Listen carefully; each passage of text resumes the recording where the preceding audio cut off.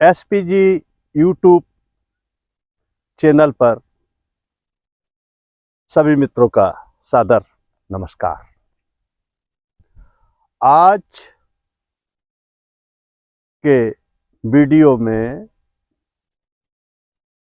आज का टॉपिक तो बहुत छोटा है, लेकिन चर्चा करने के लिए पर्याप्त है। आज के वीडियो में क्षत्रिय शब्द के विषय में समझने का प्रयास करते हैं। क्षत्रिय शब्द का उद्गम कहाँ से हुआ, इसकी उत्पत्ति कहाँ से हुई, इस विषय पर जानने का हम सभी प्रयास करते हैं।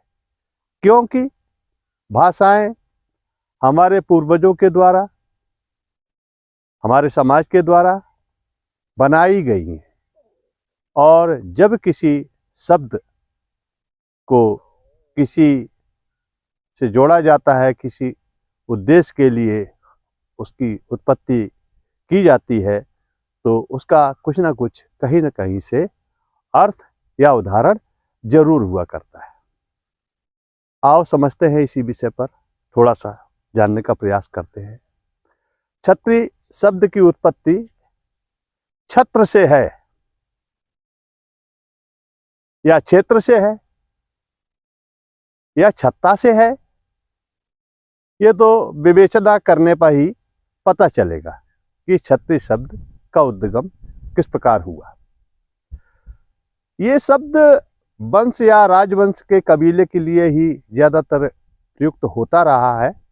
प्रत्येक वंश का अपना कबीला होता है, साथ ही क्षेत्र भी होता है, क्षेत्र विशेष होता है, तथा उस पर संप्रभुता का दावा करने का अधिकार भी निहित होता है।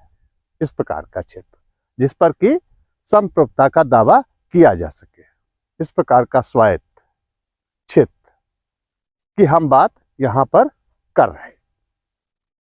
ये आनुवांशिक रूप से कबीले की भूमि व क्षेत्र पर स्वामित्व का प्रतीक होता है। इसलिए वंश के कबीले की रक्षा के लिए सभी क्षत्रिय एकजुट और तत्पर रहते रहे हैं, क्योंकि पारिवारिक, सामाजिक, रक्त संबंधों को लेकर सभी उस कबीले के क्षत्रिय अपने जीवन के आखिरी सांसों तक रक्षा का भार उठाते रहे हैं। क्षत्रिय राजवंशों या वंशों के कबीलों के बसावट की संरचना के विषय में जब हम सोचते हैं, जब जानने का प्रयास करते हैं, तो ऐसा लगता है कि जिस प्रकार से एक मधुमक्खी के छत्ते की संरचना होती है, ठीक उसी प्रकार से किसी वंश के कबीले की भी बसावट उस जमाने में हुआ करती थी, एक छत्ते के समान।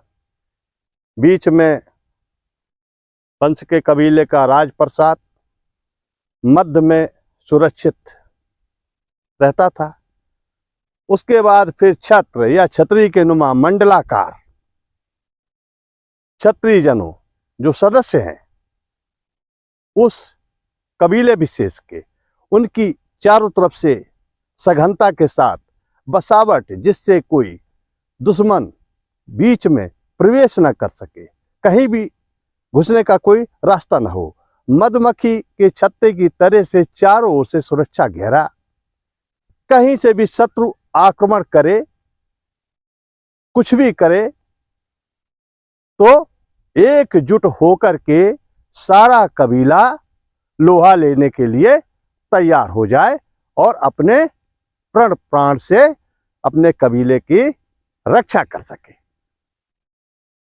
इस प्रकार का अर्थ या भावार्थ निकलता है। काफी गहराई से अध्ययन किया क्षत्रिय शब्द के विषय में कि क्षत्रिय शब्द की उत्पत्ति किस प्रकार से हुई, इसका आशय क्या है। तो ये सारी बातें निकल करके सामने आई। क्षत्रियों का अपना क्षेत्र विशेष होता था।